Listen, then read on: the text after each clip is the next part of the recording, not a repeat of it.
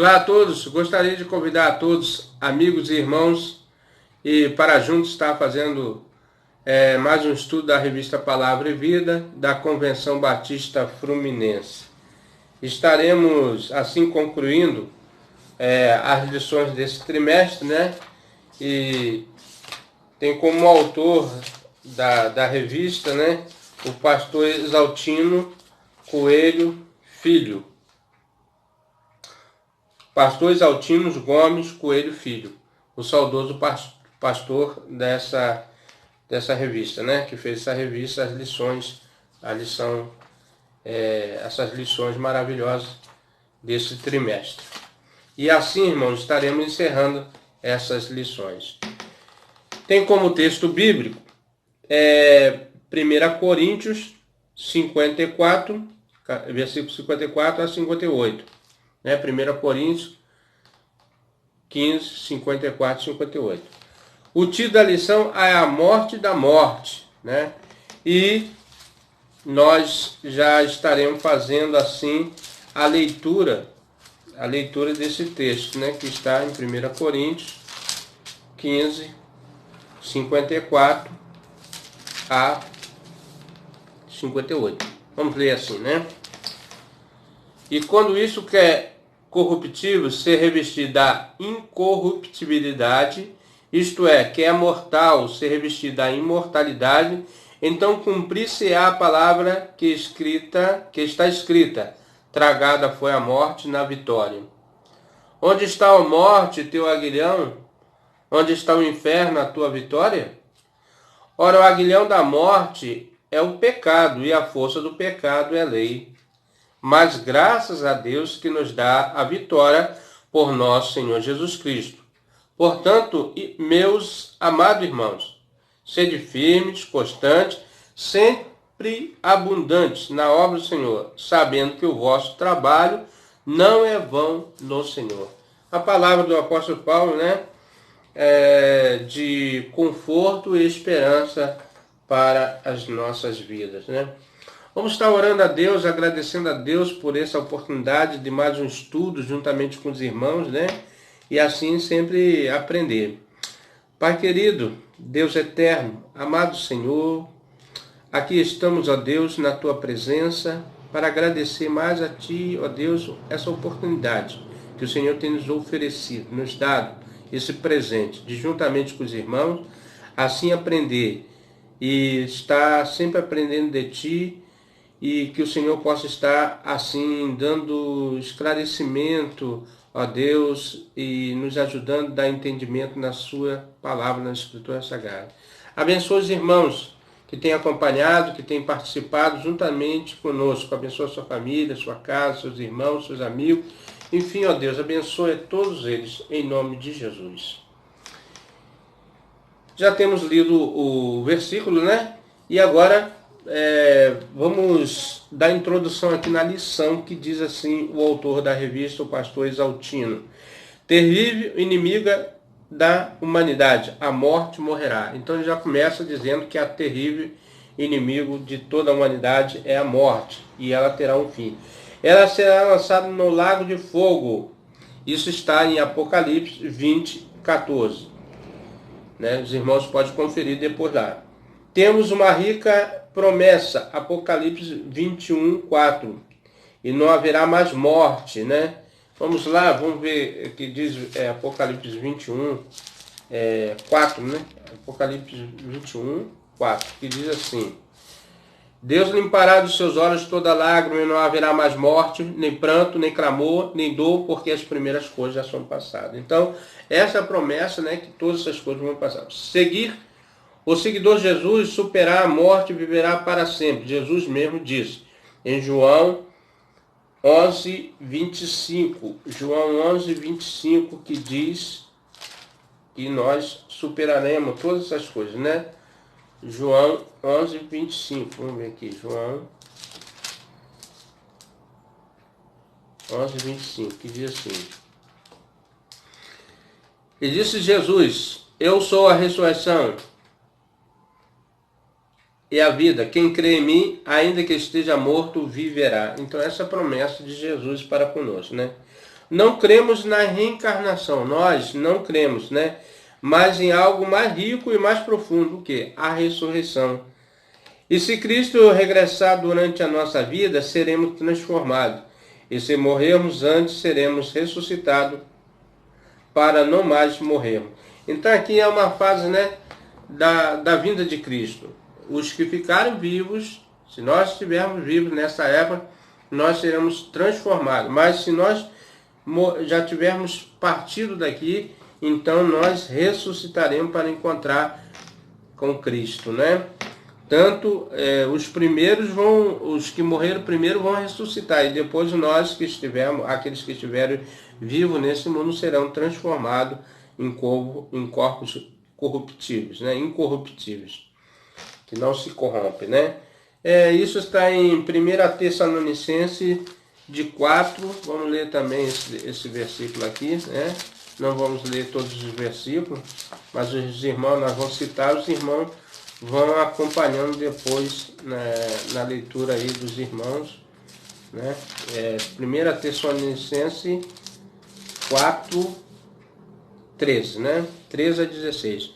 Não quero, porém, irmãos, que sejais ignorantes acerca dos que já dormem, né? Dos que já partiram, para que não se entristeçais como os demais que não têm esperança, né? Olha só. Porque se cremos que Jesus morreu e ressuscitou, assim também os que em Jesus dormem, Deus tornará a trazer com ele. Dizemos-vos, pois, isto pela palavra do Senhor, que nós, os que ficarmos vivos para a vinda do Senhor, não precederemos que dormam. Quer dizer, não vamos ser primeiros transformados, mas sim depois.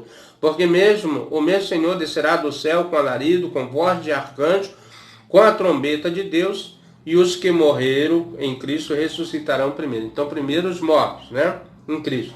Depois nós, os que ficarmos vivos, seremos arrebatados juntamente com eles nas nuvens, a encontrar o Senhor nos ares. Então, nós encontraremos eles nos ares. Assim estaremos sempre com o Senhor. Portanto, consolai uns aos outros com essas palavras. Então, a palavra de esperança para nós, né? Todos nós que cremos. O crente em Jesus viverá para sempre. Um dia Deus nos trará a vida, uma nova qualidade de vida. Estaremos para sempre com o Senhor. 1 Tessalonicenses, esse versículo que nós lemos, né, o 17, né, que fala isso aí. A morte é paciente e terminal desde o Calvário.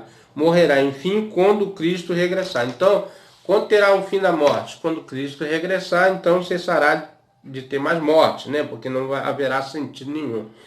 A segunda vinda do Salvador porá o último prego no caixão.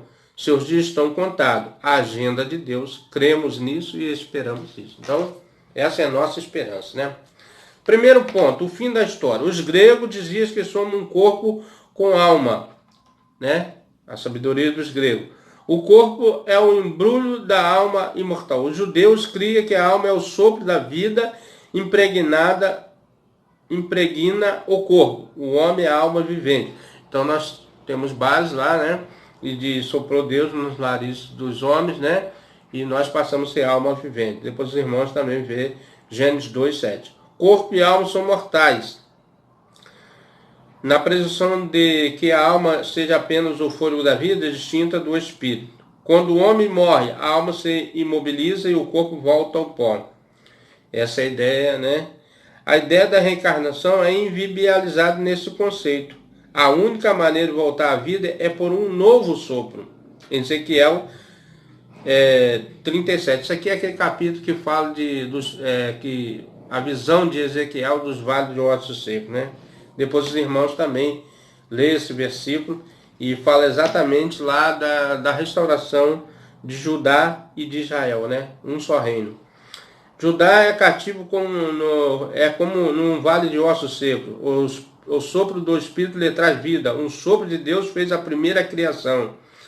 Então vamos ver aqui o Salmo 18, né? Salmo 18.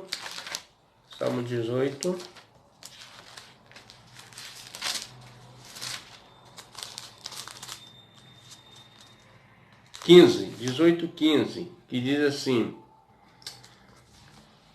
Então foram vistas as profundezas das águas e foram descobertos os fundamentos do mundo pela repreensão. O Senhor ao soprar das suas narinas, né? E 33:6 que diz assim: e a palavra do Senhor foram feitos os céus e todo o exército dele pelo Espírito da sua boca. Então, é o Espírito de Deus que move, né, toda a natureza humana, toda a criação. O Espírito continua soprando enquanto caminhamos para a última criação, que está lá em Apocalipse 21:5, né? Vamos também ler esse daqui. Apocalipse 21:5, que diz assim: e o que estava sentado sobre o trono diz: eis que faço nova todas as coisas. Ele disse: escreve, porque essas palavras são fiéis, né? Então, irmão, Deus está fazendo um mundo novo na pessoa de Jesus. 2 Coríntios 5:17.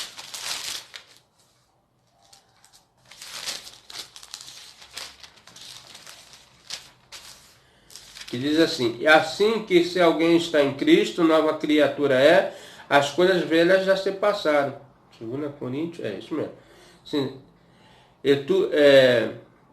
Assim que se alguém está em Cristo, nova criatura é, as coisas velhas passaram, eis que tudo se fez novo, né? Neste novo mundo não haverá mais morte. A melhor descrição do mundo sem morte está em 1 Coríntios 15, né? Aí os irmãos lêem todo esse capítulo, né? Capítulo fantástico, o estudante da Bíblia deve ler com atenção. É um dos momentos mais brilhantes de Paulo, o gênio inspirado pelo Espírito Santo. A volta de Cristo marcará o fim da história e o início do novo mundo de Deus, o mundo sem morte. Olha só, viu? Então, quando Cristo voltar, não vai ter mais a morte, né? Porque ali estará dando o seu último... a sentença final, né? O mundo da vida plena com ele, tudo está dependendo do regresso de Jesus. A morte morrerá quando ele vier. Então, quando Cristo retornará, terá o fim da morte para sempre, né? Nunca mais haverá morte, graças a Deus. Segundo ponto, irmão, quando a trombeta soar, é o momento exato que vai começar essa história dando fim. O fim começará quando a trombeta soar. Nós poderemos ler isso, está em Mateus 24:31 e 1 Tessalonicenses 4:16. Ela soará no momento qualquer da história, no piscar e no abrir dos olhos. 1 Coríntios, vamos ler aqui, né, irmão? 1 Coríntios 15:52. Olha só que diz: no momento, no abrir e fechar dos olhos, ante a última trombeta, porque a trombeta soará, e os mortos ressuscitarão incorruptíveis, e nós seremos transformados, né? Então, nesse momento que vai dar-se a vinda de Cristo, é que nós seremos transformados, né? No abrir e no piscar dos olhos, seremos transformados, glória a Deus. O ato de piscar os olhos leva 16 avos de segundo, será algo repentino, muito rápido mesmo. A trombeta mencionada será o sofá de chifre de carneiro. Ele soava nos momentos de calamidade. Então, a trombeta aqui, quando Deus usa esse elemento, é para dizer que um acontecimento extraordinário está acontecendo, né? A convocação ou o júbilo, né? Um ato de calamidade ou a convocação e júbilo. Aqui vai acontecer, eu acho, praticamente quase simultaneamente. Calamidade para alguns e júbilo para outros, né? Aqui será de júbilo, intenso júbilo, né? Chorar quando Cristo vier para pôr fim à história, né? O autor está colocando fim aos... A morte está no início da história do homem, que é escrita por eles. Eles inseriram a morte no primeiro capítulo da sua vida, ao desobedecer a Deus, mas ele está no comando da história. Então, no início, né, o homem foi o protagonista dessa desobediência que trouxe a morte no contexto da história da humanidade. Mas nunca Deus deixou de estar controlando a história. Mesmo sendo esta feita pelos homens, ele fechará o último volume, ele lhe porá fim, ele mandará a trombeta soar, né? A sentença sempre é de Deus. A morte surgiu como maldição, né? Então os irmãos lá no capítulo 3, os irmãos vão ver que a morte teve ali como sentença para o castigo eterno. Cristo veio abolir a maldição na consumação da sua obra, removera por completo. Apocalipse, né? 22, 3. Apocalipse 22, 3, que diz assim: ali nunca mais haverá maldição contra alguém. Nela estará o trono de Deus e do Cordeiro, e seus servos o servirão. Então, fim realmente. Isso trará a ressurreição da humanidade, pois a maldição da morte não mais existirá. Mas quando Cristo vier, muitos estarão vivos. Como será esta mistura de mortos e vivos? Paulo esclarece quanto à ordem dos eventos. Então, o apóstolo Paulo dá o esclarecimento. Os mortos ressuscitarão primeiro, né? Os que morreram em Cristo. Os vivos serão transformados. Está em 1 Coríntios 15, 51 e 52, né? 1 Coríntios 51 e 52. Vamos ler, irmãos, esse texto aqui. 1 Coríntios 15, 51 e 52. Diz assim: eis vos digo o mistério. Na verdade, nem todos dormiremos, mas seremos transformados. Por que ele está falando esse mistério e que nem todos dormiremos? Porque realmente nem todos dormiram ainda, né? No Senhor. Mas terá um momento em que muitos que já dormiram no Senhor vão ressuscitar. No momento, no abrir e fechar dos olhos, ante a última trombeta, porque a trombeta soará e os mortos ressuscitarão incorruptíveis, e nós seremos transformados. Então, é uma sequência, né? Primeiro os que morreram e depois aqueles que serão transformados. O novo sopro se completará. Virá o julgamento final e a morte será julgada. Isso está em Apocalipse 21, 14. Apocalipse 21, 14. Né? Vamos ler também esse versículo aqui. Que diz assim: o muro da cidade tinha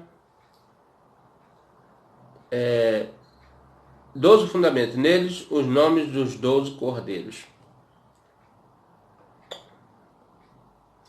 E Deus limpará dos seus olhos toda lágrima, não haverá mais morte, nem pranto, nem clamor, nem dor, porque já as primeiras coisas são passadas. Eu creio que deve ser esse versículo aqui, o 4, né? Eu acho que eles erraram aqui na impressão, mas deixa lá. Ele morrerá, né? Ela morrerá e nós viveremos para sempre, livres do seu poder. Apocalipse 26, né? Que diz assim: bem-aventurado e santo aquele que tem parte na primeira ressurreição. Sobre este não tem poder a segunda morte, mas serão sacerdotes de Deus e de Cristo e reinarão com ele 1000 anos, né? Por isso o crente espera a trombeta soar e canta: ó, que dia faustoso esse dia há de ser, quando o som da trombeta ecoar, quando Cristo nas nuvens tiver de descer, para assim entre nós habitar. Esse é a estrofe do cantor cristão, hino 114, que soe a trombeta, né, irmão? Que beleza. Terceiro ponto, irmãos: quando a morte morrer, viveremos para sempre com Deus, né? Essa é a promessa. O homem e a mulher estavam com Deus no início e foram expulsos. Por que foram expulsos? Porque eles obedeceram à voz do Senhor. Isso está lá no capítulo 3, 23 a 34. Então foram expulsos e saímos da presença. A volta de Jesus, na volta de Jesus, Deus e a humanidade viverão novamente, juntos, né? Agora há uma reconciliação. Apocalipse 21, de 3 a 5. Então vamos ler. E ouvi uma grande voz do céu que dizia: eis aqui o tabernáculo de Deus com os homens, pois com ele habitará. E eles serão seu povo, e o mesmo Deus estará com eles, e será o seu Deus. Aí Deus limpará dos seus olhos toda lágrima, não haverá mais morte, nem pranto, nem ranger de dentes, né? Nem dor, porque já as primeiras coisas passaram. E o que estava sentado sobre o trono disse: Eis que faço nova todas as coisas. E disse-me: Escreve, porque essas palavras são verdadeiras e fiéis. Né, irmão? Como dissemos, Deus está construindo o mundo na pessoa de Jesus. 2 Coríntios 5,17. 2 Coríntios 5,17, que diz aqui assim. Deixa eu ver. Diz assim: Assim que se alguém está em Cristo, nova criatura é, e as coisas velhas já passaram, eis que tudo se fez novo, né? E ele está fazendo um mundo novo, que se concretizará. Apocalipse 21, 5. Este é o seu plano, fazer tudo convergir em Cristo. Vamos ler esse daqui, irmão. Esse versículo aqui é muito interessante. 1:10, que diz assim, ó: tornar a congregar em Cristo todas as coisas, na dispensação da plenitude dos tempos, tanto os que estão no céu como os que estão na terra. Então, em Cristo se converge todas as coisas. Cristo veio exatamente para isso, né? Reorganizar a desordem que estava no universo. Quando esse dia chegar, Cristo reinará. 1 Coríntios 15, 24 e 28. Depois os irmãos também podem ler esses textos, né?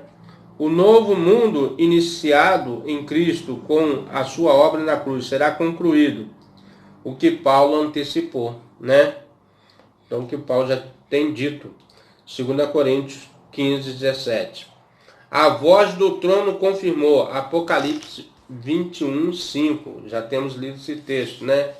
Mostrando a unidade da Escritura, Pedro também nos pronunciou sobre o assunto com as mesmas palavras. Então, uma convergência, uma organização até na Escritura, no sentido, né, de todo esse acontecimento que está em 2 Pedro.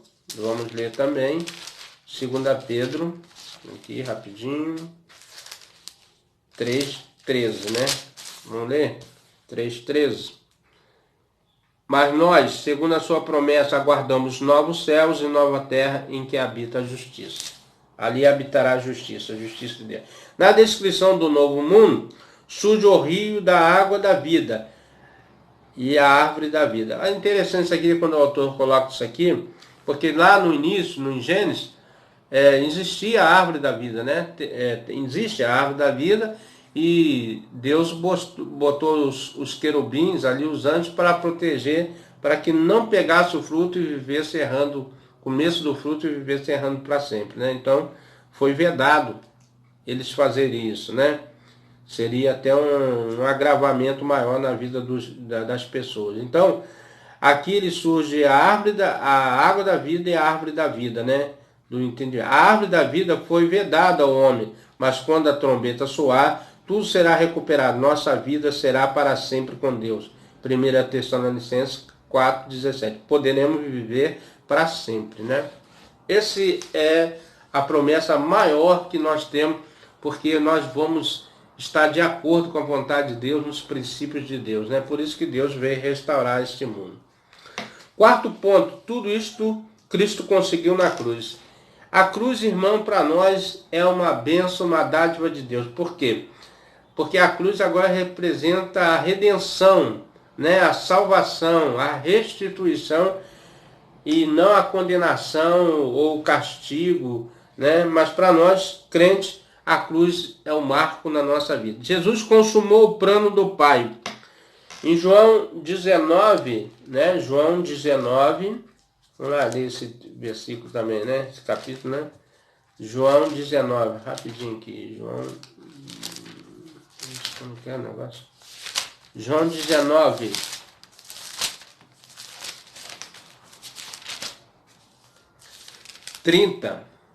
Que diz assim: quando Jesus tomou o vinagre, disse: está consumado. E inclinando-se a cabeça, entregou o Espírito. Então, quando Jesus declarou ali, né? Está consumado, concluído, né? A obra. A morte foi ferida na cruz. Paulo zombou dela e nós nos juntamos ali. Onde está a morte, a tua vitória? Onde está Ó morte, o teu aguilhão. 1 Coríntios 15, 55. Podemos agir assim por causa de Jesus. Ao morrer, ele disse: Pai, nas tuas mãos entrego o meu espírito. Lucas 24, 23 e 46. Jesus dizendo para Deus, né? Pai, nas tuas mãos entrego o meu espírito. Aí ele expirou, né? A morte, né? Morreu. Ó Senhor. E diz assim: Estevão morreu com esta expressão nos lábios: Senhor Jesus, recebe o meu espírito. Atos 7:59. Depois os irmãos também podem conferir esses versículos. Aliás, sua morte causou grande impacto na vida de Paulo. Paulo foi transformado. Um dos motivos foi pela morte desse homem chamado Estevão, homem com o Espírito Santo, cheio do Espírito Santo, servo de Deus, que entrou, né, o mártir, como diz lá, foi o primeiro mártir a entrar nos céus através com Jesus, né? Aliás, sua morte causou grande impacto em Paulo. Ele se referiu a ela algumas vezes. A serena morte de um crente em Jesus abalou o poderoso fariseu e pesou em sua conversão, né? A morte não mais assusta, entristece, pois nos separa das pessoas que amamos, mas não assusta. Nesse momento de pandemia, né? Uma das coisas questionadas é que as pessoas não podem se despedir dos seus antequeridos, porque estão no afastamento social, né? Mas o que nos traz? A morte traz entristecimento, né? Mas um dia tudo isso serão tirado da humanidade, né? Todo esse mal. Ela não é invencível. Cristo a venceu na cruz, né? A morte não é invencível. Ela venceu na cruz. Passaremos por ela, mas nós superaremos. Cristo a minimizou. Em Apocalipse 5 a 10, ele a superou. Na cruz, Jesus morreu, mas voltou a viver. A cruz, a morte continuou viva, mas começou a morrer. Ela continua viva, mas ela está morrendo aos poucos, né? Está como se estivesse na CTI. Ele a venceu, nós venceremos, né? A cruz não sinaliza a derrota, mas a vitória. É o que eu disse, né? A cruz para nós é a vitória, né? Nós devemos se alegrar na cruz de Cristo. É onde nós olhamos e vemos que Cristo não está mais ali pendurado com aquele sacrifício, mas sim redentor, vivo, né? A cruz para nós é o símbolo da vitória. Ele não ficou nela, nem a sepultura, nem lá no sepulcro. Pode buscar ele lá, que o inferno não pôde deter ele. A morte não pôde deter lá no sepulcro. O discurso de Pedro no dia de Pentecostes. Depois os irmãos podem ler também isso aí, que está lá em Atos 2, 14 a 36. É uma excelente explicação teológica do crucificado da cruz, da sepultura vazia e o triunfo final de Jesus. É pena que as pessoas não buscam Cristo como Senhor e Salvador, pois que a vitória é certa. Nós que buscamos a vida eterna, temos essa certeza que a vitória em Cristo é certa. Ainda que aos nossos olhos físicos não contemplamos, mas os nossos olhos espirituais estão vendo o Cristo vindo nas nuvens e o povo se alegrando, glorificando e dizendo: ora vem, Senhor Jesus, né? Quinto e último ponto, né? A vitória e a perseverança, né? Sem perseverança não há vitória, irmãos. Então, 1 Coríntios 15 é o maior capítulo do Novo Testamento. É um dos mais vibrantes. Olha só o que o autor coloca. A força espiritual literária de Paulo brilha como nunca e nos faz antecipar momentos fantásticos e maravilhosos que desfrutaremos. O apóstolo Paulo, esse homem de Deus, né, que muitos veneram até como santo, né, e realmente ele é santificado através de Cristo, né? Temos essa ideia. Mas por que não segue os preceitos obedecendo a Paulo, que é seguir Cristo, né? É um questionamento que nós devemos fazer todos os dias, né? Mas vamos lá, irmão. Faz antecipar momentos fantásticos, maravilhosos, que desfrutaremos desse autor particularmente, e se comove sempre que lê este poderoso argumento paulino, né? Ele está falando dele mesmo, que o autor da revista, né, que ele sempre se emociona quando ele lê esse argumento paulino. O capítulo conclui com um canto de vitória e um chamado à perseverança, chamando a todos, né, que rendemos e glorifiquemos e exaltemos o Filho de Deus, Jesus Cristo, porque Ele é o Redentor e Ele vive, né? Mas quando isso que é corruptível ser revestido da incorruptibilidade, nosso corpo, né? E isso que é mortal ser revestido da imortalidade, aí não morreremos mais, né? Então se cumprirá a palavra que está escrita: tragada foi a morte na vitória. Onde está a morte, a tua vitória? Onde está a morte, o teu grilhão, né? O aguilhão da morte é o pecado, e a força do pecado é a lei. Mas a graça de Deus, mas graças a Deus que nos dá a vitória por nosso Senhor Jesus Cristo. Jesus Cristo é a graça de Deus, né? É o ponto, né? É o eixo da libertação que devemos buscar. Portanto, meus amados irmãos, sede firmes, constantes, sempre abundantes na obra do Senhor, sabendo que o vosso trabalho não é vão no Senhor.